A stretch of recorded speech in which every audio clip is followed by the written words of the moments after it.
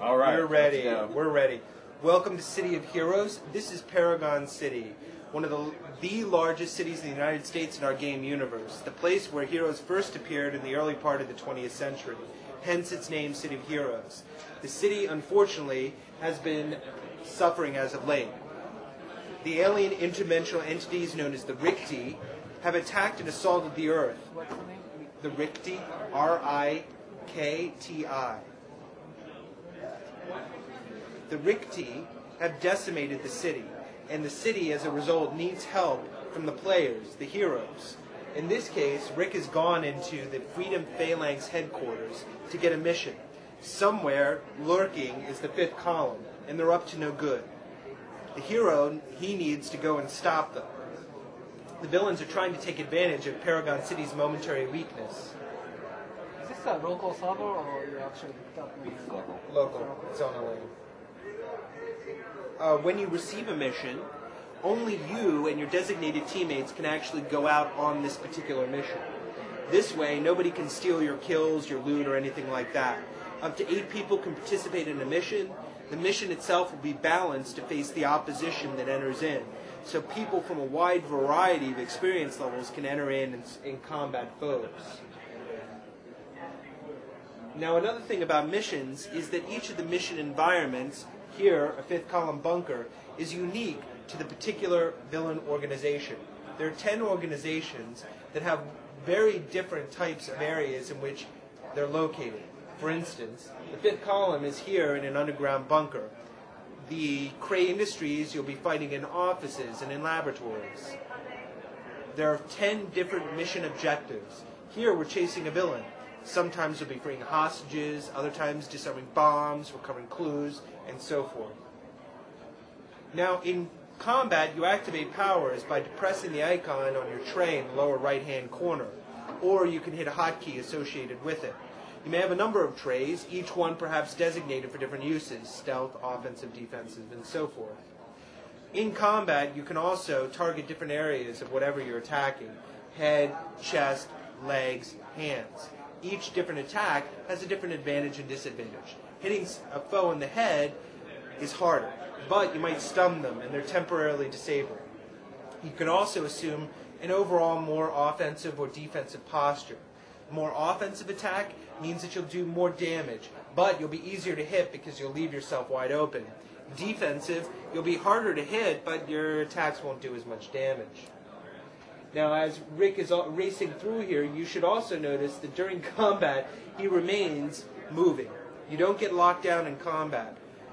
Overall, fighting is much fiercer and much more furious than you would find in other games.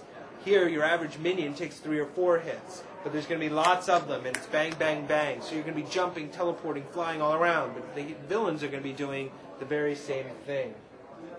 Now, as Rick races to the conclusion of this particular mission, I should note what the 3 objectives and end goals are. Namely, once you accomplish a mission, you'll get experience, you'll get fame, and you'll get money. Each of those 3 things have very specific gameplay advantages. Fame, for instance, measures how successful a hero you are. You accomplish a mission, your fame goes up. You don't accomplish a mission, your fame goes down. You don't play for months at a time, your fame goes down. Fame lets you know how successful a hero you are and also how well known you are. Because your name will start appearing in the newspaper. If you're famous, you'll start appearing on billboards. Maybe a statue will be put up in your name. Money is also something that we're about to see how useful it is. Once Rick has finished off the last vestiges. He's found his villain, I think. Here he comes. And Rick's about to make short work of him. He's a scientifically created vampire, Nosferatu. Oh, there's one more guy that he's going to find. Oh, there he is. Boom, mission complete. Now, what do you use money for? Well, sometimes you're not so lucky to complete a mission right away like that. Sometimes you end up dying, like right now. And when you die, you spawn in a hospital nearby. All of your health is recovered. You take a slight hit to your bank account to pay for the medical bills. You also take a slight fame and experience point loss. You can also spend money on items. Now, the majority of focus is on superpowers. This is a game of superheroes. However, this doesn't mean that items aren't useful. For one hero type in particular, they need items in order to function and compete. That's the superior human. Rick's going to run on down to the store at super speed and then do a super leap so you can have an idea of what those powers are like, and then also what a store looks like. This is a store that any hero might be able to get into. However, there are certain stores that have special items and special things which you need a high-level fame to get. Fame opens up item opportunities, but also different missions, different areas of the city like hazard zones, which we'll cover in a moment. Now, the other reward after fame is experience. Experience increases your powers and your abilities. When you first choose a character, you choose their avatar, male, female, or gargantuan male.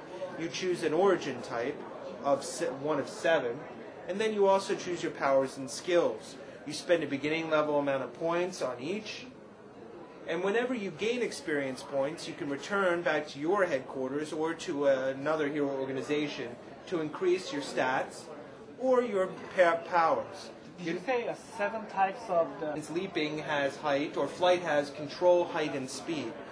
So you can invest your points differently. Perhaps one player might put all those 4 is literally billions of different combinations between color, geometry, and mask. We've tried to capture the essence of a variety of different costume types.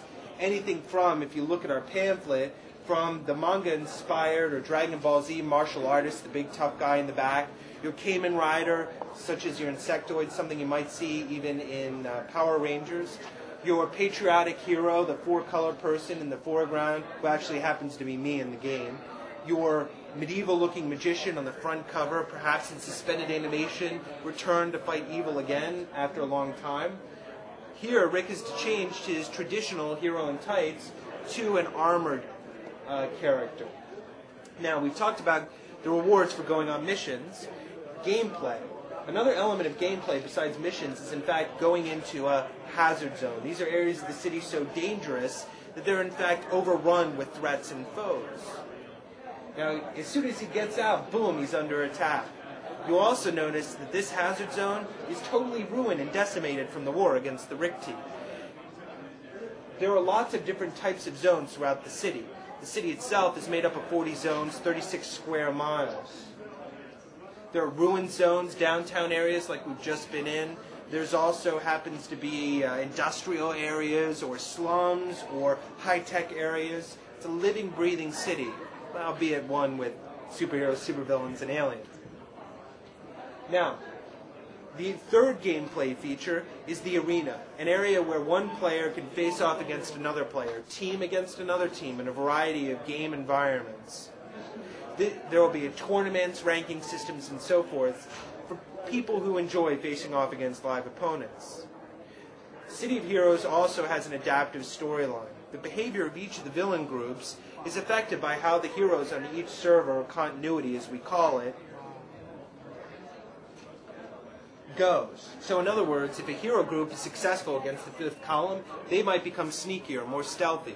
Or if they fail on a particular server, they become more famous, they'll have that much more of an impact over what goes on. Individual teams, as they become famous, as they acquire resources, can rent space in the city, build their own headquarters, and eventually become one of the leading institutions in the city. They become the ones giving the missions out instead of having to go somewhere else. They're the ones who really begin affecting what goes on. Now, that, in a nutshell, is what City of Heroes is about. I'm going to give my voice the rest and let Rick take over and answer your individual